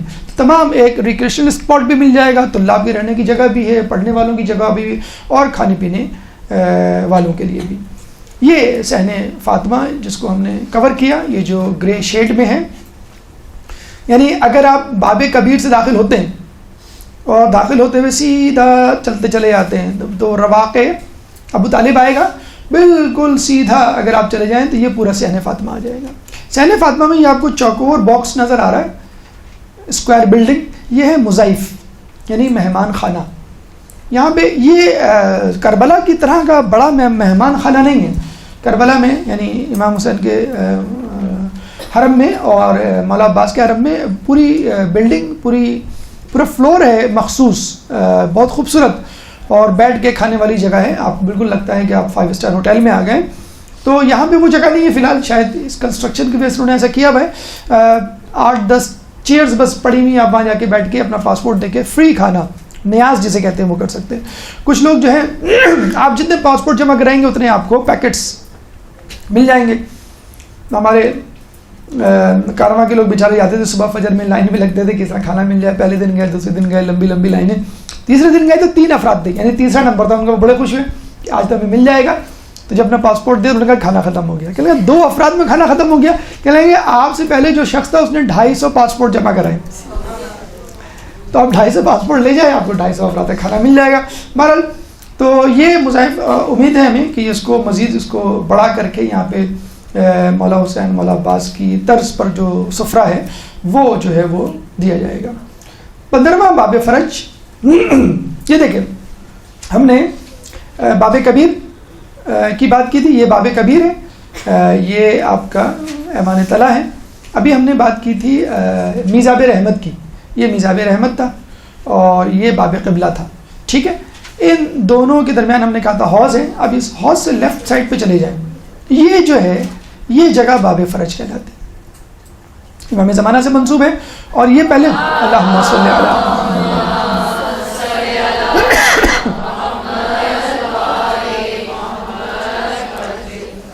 یہ امام کے مقام, امام زمانہ کے مقام کے بالکل اپوزٹ واقع ہے. پہلے ایک حجرہ تھا جس میں ایک گیٹ نکال کر اس کو باقاعدہ باب فرج کا نام دے دیا گیا ہے.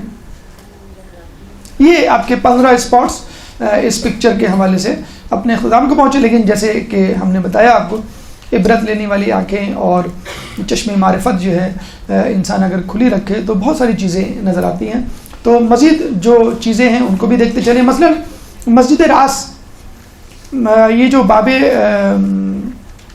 ابو طالب تھا, رواق ابو طالب, اس سے پہلے مسجد راس پڑتی ہے. مسجد راس جیسے کہ نام سے ظاہر ہے, 2 وجوہات ہیں اس کو مسجد راس کہنے کی. ایک تو یہ کہ مولا کے سر اقدس اس کے قریب ہے, یعنی بالمقابل ہے اس کے, ٹھیک ہے, رواق ابو طالب کے سامنے ہی ہے. دوسرا یہ کہ ایک دفعہ ہمارے چھٹے امام اپنے بڑے صاحبزادے حضرت اسماعیل علیہ السلام کے ساتھ آئے. درود پڑھ دیں محمد والے.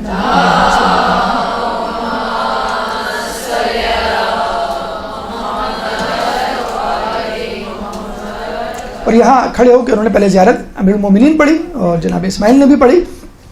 پھر انہوں نے اپنے صاحبزادے سے کہا کہ اب تم اپنے جد حسین کی بھی, جو حسین مظلوم کی بھی زیارت پڑھو. تو وہ بڑے حیران ہوئے کہ حسین تو یہاں نہیں ہے, ان کا جو حرم ہے وہ تو کربلا میں ہے. تو انہوں نے کہا کہ شام جاتے ہوئے ہمارے ایک محب نے سر اقدس حسین کو یہاں دفن کر دیا تھا.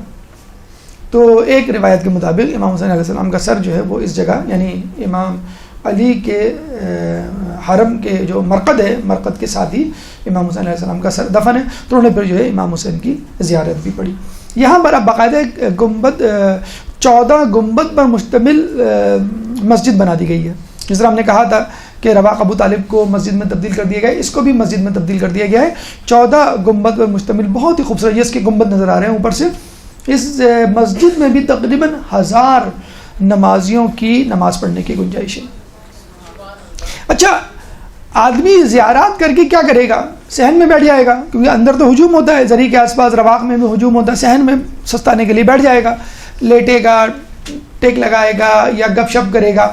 دیکھا جائے جہاں آپ بیٹھے ہوئے ہیں یہ خود عبرت کی جگہ ہے. آپ کو سن کے حیرت ہوگی کہ جہاں بھی آپ بیٹھے صحن میں نیچے کسی نہ کسی کی قبر ہوگی. ڈرنے کی بات نہیں ہے.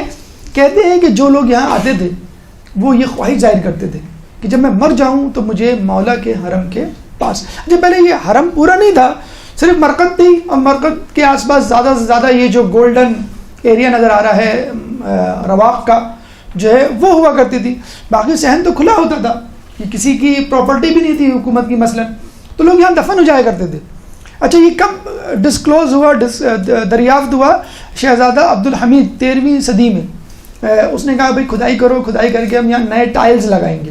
شیخ بہائی کے زمانے میں جب انہوں نے کھدائی کی تو پتہ چلا کہ وہ مردے اور میتیں اور انسانی جسم اعضاء نکل رہے ہیں.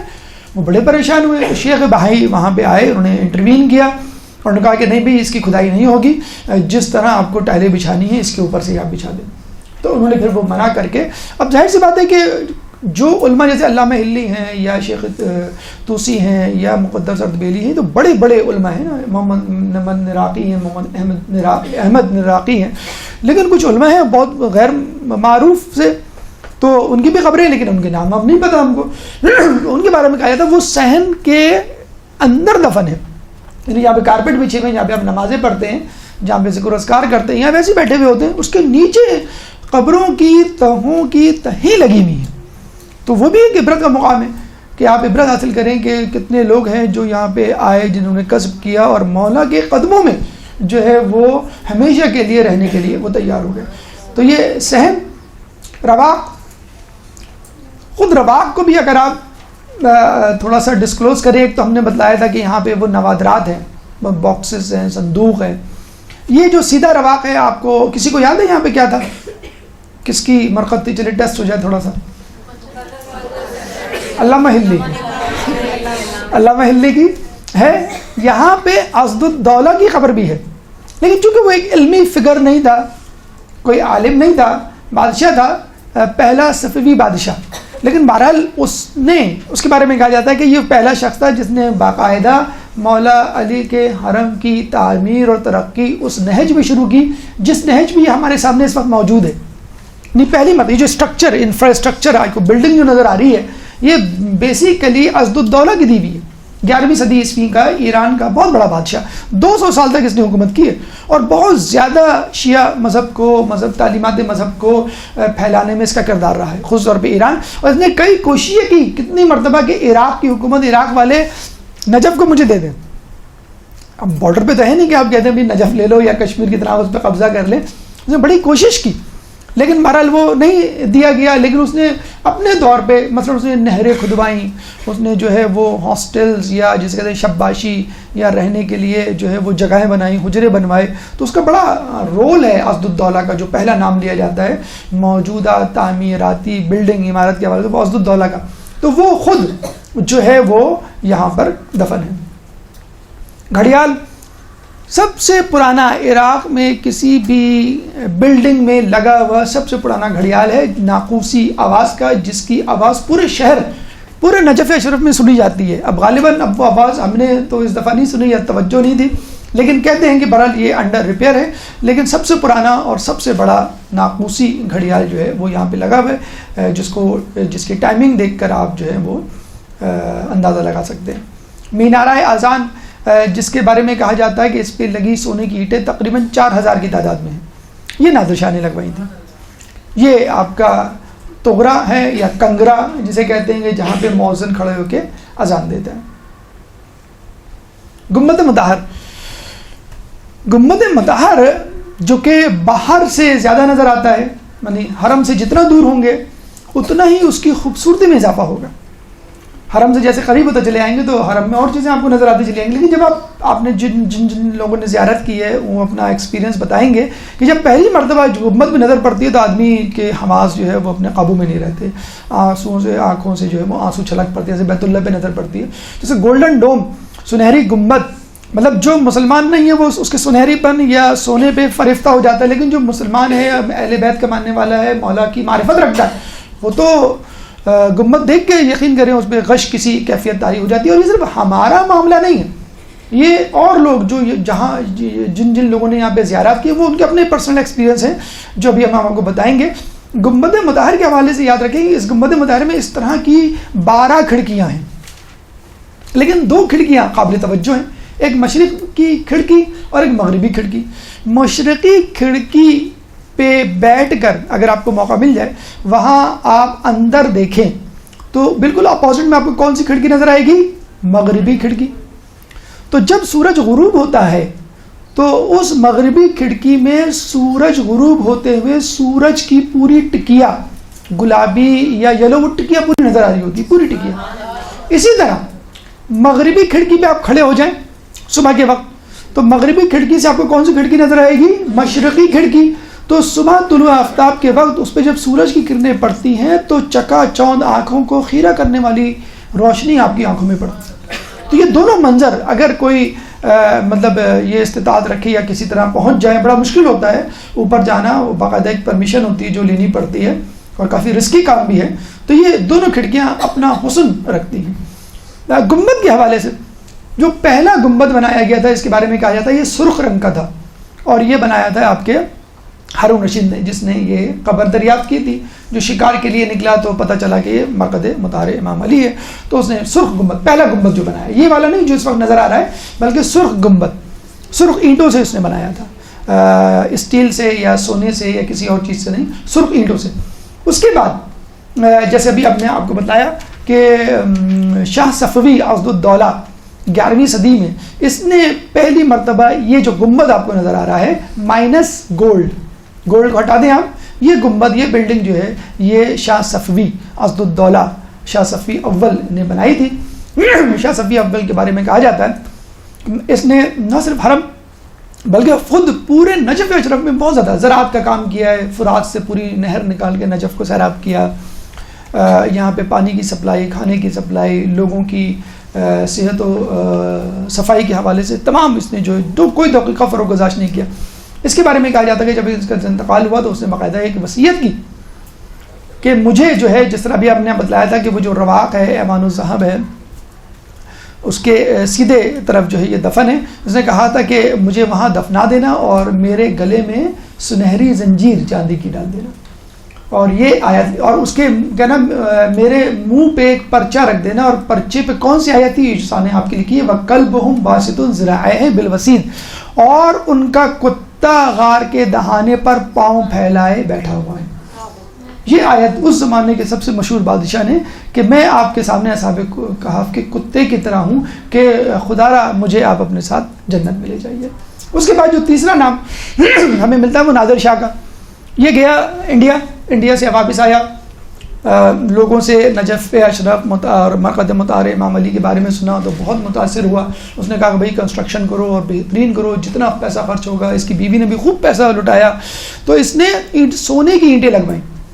جو گنبد آپ کو نظر آ رہا ہے اس میں 7,777 اینٹیں لگی ہوئی ہیں. گیو می ون, جیسے کہتے ہیں اس آدمی نے کہا تھا نا کہ مولا مجھے اس میں سے ایک دے دیں, اور مل بھی گئی تھی اس کو. 7,777 اینٹیں سونے کی یہ نادر شاہ نے لگوائی تھی, اور مینار پہ جو ہے اس میں بھی 4,000 اینٹیں اسی نے لگوائی تھی. نادر شاہ کے بارے میں ملتا ہے کہ جب یہ آیا اور جب اس نے مولا علی کے فضائل اور یہ سنی, بہرحال صاحب معرفت تو پہلے بھی تھا, تو کس انداز سے داخل ہوا, ایک بہت چھوٹی سی گلی, باب کبیر سے نہیں, باب امام علی رضا کسی بڑے دروازے سے نہیں, چھوٹی سی گلی سے مولا کے حرم میں داخل ہوا, ایسی حالت میں کہ اس کے گلے میں زنجیر تھی سونے کی, اور ایک عام آدمی کو جو گلی میں کھڑا ہوا تھا اس کو کہا کہ یہ زنجیر پکڑ لو اور مجھے گھسیٹتے ہوئے ہکا کر, جس طرح ایک مویشی کو لے کے جاتے ہیں, کتے کو لے کے جاتے ہیں, مجھے ہکا کر حرم میں لے چلو. اور بالکل جانوروں کی طرح 4 پاؤں پہ وہ چلتا ہوا حرم مقدس میں آیا. تو یہ آپ دیکھیں کہ اس زمانے کے یہ وہ بادشاہ تھے کہ جن کا نام سن کے لوگ کعبہ کرتے تھے. سلطنت کعبہ کا سلطنت عثمانیہ کانپتی تھی نادر شاہ کے نام سے. عبدالدولہ اپنے زمانے کا بہت مشہور بادشاہ تھا, تو کیا اس نے آیت لکھوا کے اپنے آپ کو اصحاب کہف کا کتا ظاہر کر کے وہاں پہ اپنے لیے شان سمجھا. اور نادر شاہ کو آپ دیکھتے ہیں بالکل ایک جانور کسی شکل بنا کے غیر معروف گلی سے ایک غیر معروف آدمی کے ہاتھ میں اپنی زنجیر پکڑوا کے کہ تم مجھے جو ہے اس طرح ہکا کے لے جاؤ, کسی جانور کو ہکا کے لے جاتے. یہ تو صاحب معرفت لوگ تھے. جو صاحب معرفت نہیں تھے وہ کہتے ہیں کہ گنبد کو دیکھ کر ہی اپنا دل دے بیٹھتے تھے, اپنا ایمان جو ہے وہ مولا علی کے پاس گروی رکھوا دیا کرتے تھے, اور ان کی محبت میں سرشار ہو جایا کرتے تھے. کہتے ہیں اس زمانے میں ایک حاکم وقت تھا بغداد کا, سلطان سلیمان, وہ کچھ لوگوں کے ساتھ زیارت کے لیے جا رہا تھا.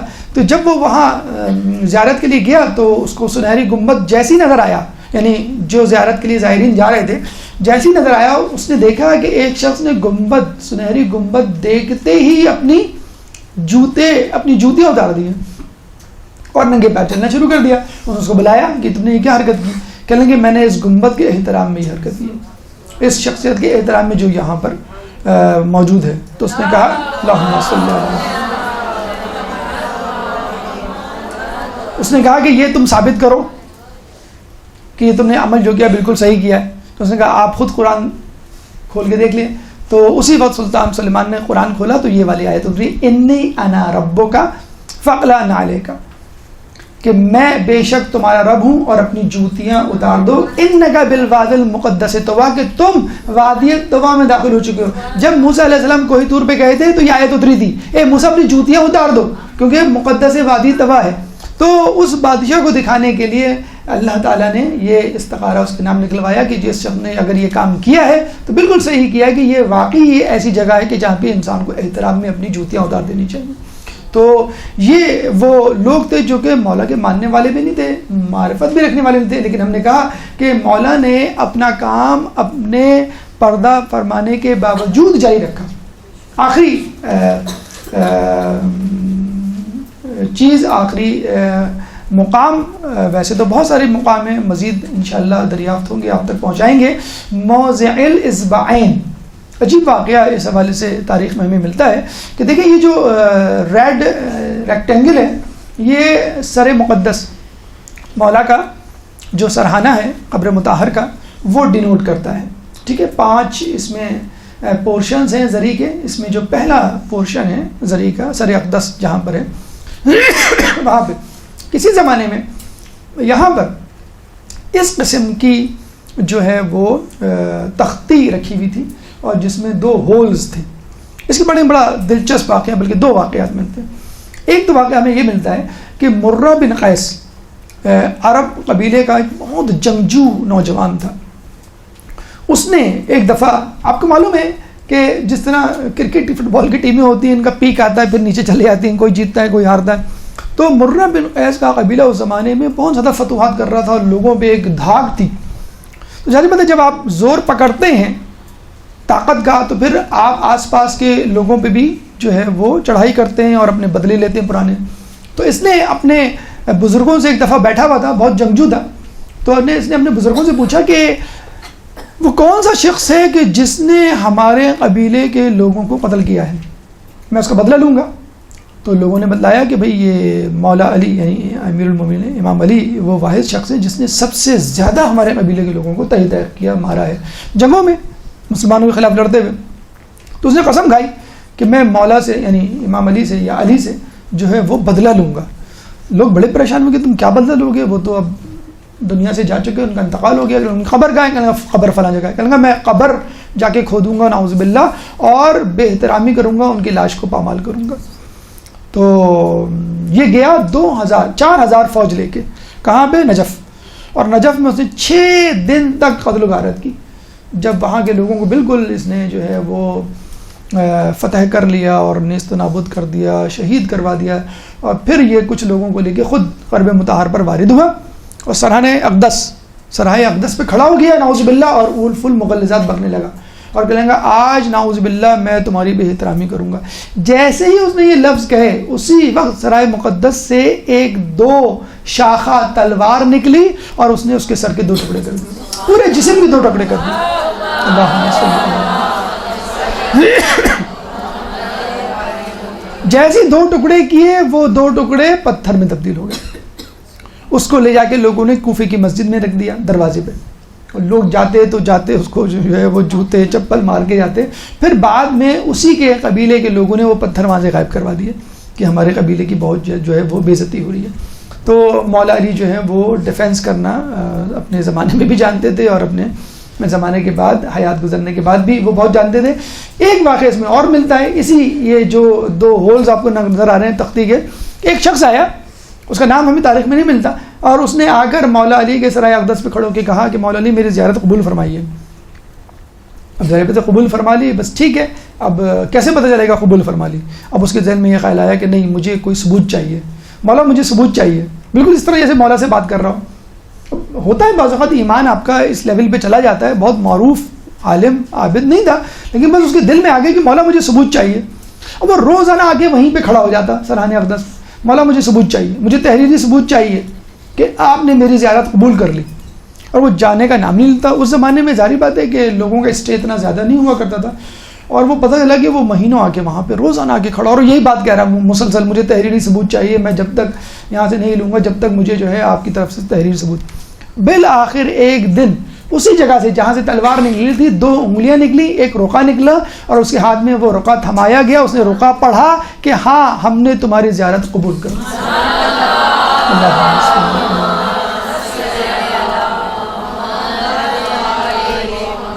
تو اچھا یہ اتفاق سے یہ جو ایریا ہے یہ لیڈیز گیٹ کی طرف ہے, جہاں پہ جو پارٹیشن کیے ہوئے ہیں, تو وہ آپ کو لیڈیز گیٹ میں جو سرحانہ اقدس کی جو جگہ ہے وہ مل جائے گی. شاید یہ اب وہاں موجود نہیں ہے, یہ نوادرات میں شامل کر دیا گیا ہے. انشاءاللہ صحن فاطمہ میں آپ کبھی جائیں گے تو یہ وہاں پہ یہ موجود ہے ماشاءاللہ, یہ بتا رہی ہے کہ موجود ہے. تو لیڈیز اگر جائیں تو خصوصی طور پہ وہ اس کا مشاہدہ کر سکتے ہیں.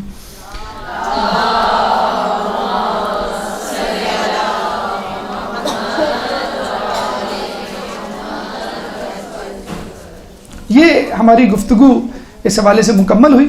اللہ تعالیٰ سے دعا ہے کہ ہم تمام لوگوں کو حرم امیر المومنین کی زیارت کرنے کی توفیق عطا فرما.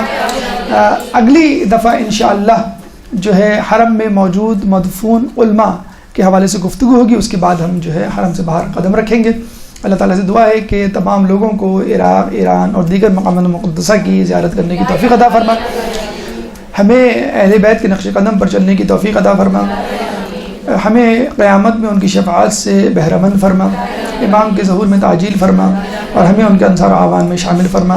ربنا تقبل منا انک انت السمیع العلیم وتب علینا انک انت التواب الرحیم برحمتک یا ارحم الراحمین۔ برحمتك يا أرحم الراحمين، وصلى الله على محمد وآله